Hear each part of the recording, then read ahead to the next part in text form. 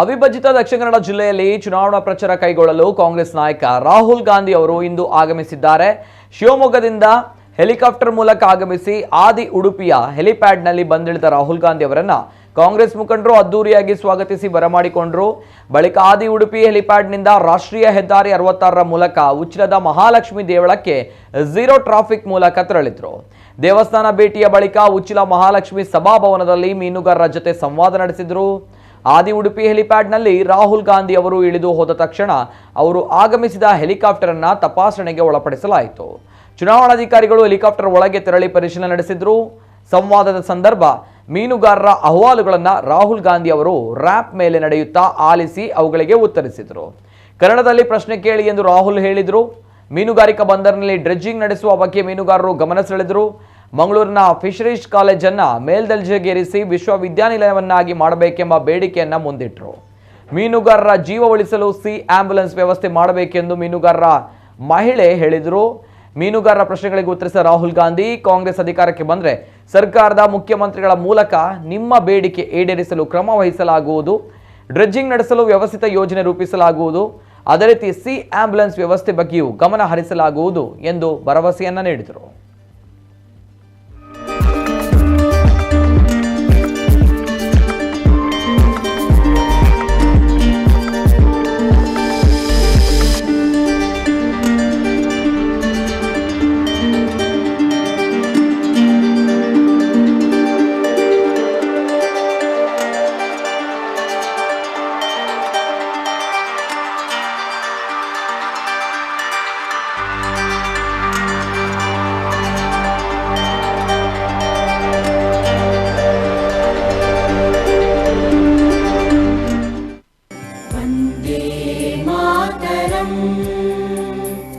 वन्दे मातरं सुजला सुफला मलयज शीतला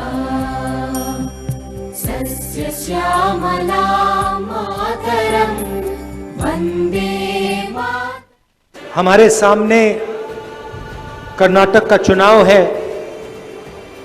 और यहाँ विचारधारा की लड़ाई है। ನಮ್ಮ ಮುಂದೆ ಕರ್ನಾಟಕ ರಾಜ್ಯದ ವಿಧಾನಸಭೆಯ ಚುನಾವಣೆ ಇದೆ.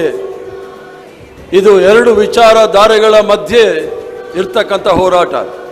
कांग्रेस पार्टी जहां भी सरकार बनाती है, हमारी कोशिश होती है कि गरीबों के लिए, कमजोर लोगों के लिए हम पूरी की पूरी मदद करें।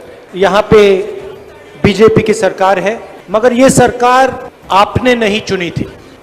बीजेपी ने पैसे से और चोरी करके अपनी बनाई है। ये सच्चाई है और पूरा कर्नाटक इस सच्चाई को जानता है। करोड़ों रुपए देकर एमएलएज को खरीद कर लोकतंत्र को नष्ट करके ये सरकार बनाई गई है।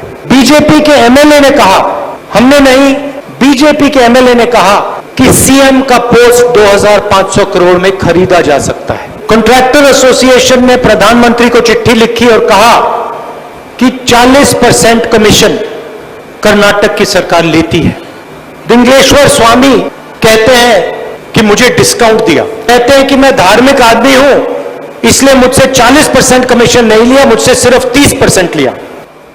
हमने नहीं, बीजेपी के एमएलए ने कहा कि सीएम का पोस्ट 2500 करोड़ में खरीदा जा सकता है, कि जब हमारी सरकार आएगी, जो कुछ ही दिनों में होने वाला है, हम कर्नाटक के गरीब लोगों से 4 वायदे करने चाहते हैं। हम 6 महीने में, 1 साल में पूरा नहीं करेंगे। यह वायदा हम पहले दिन, पहली कैबिनेट मीटिंग में पूरे करेंगे। तो मैं आपको आज बताना चाहता हूं ये वायदे क्या हैं। महंगाई की सबसे बड़ी चोट हमारी माताएं और बहनों को लगती है। और ಜೊತೆಯಲ್ಲಿ Rahul sir, this side. नमस्कार।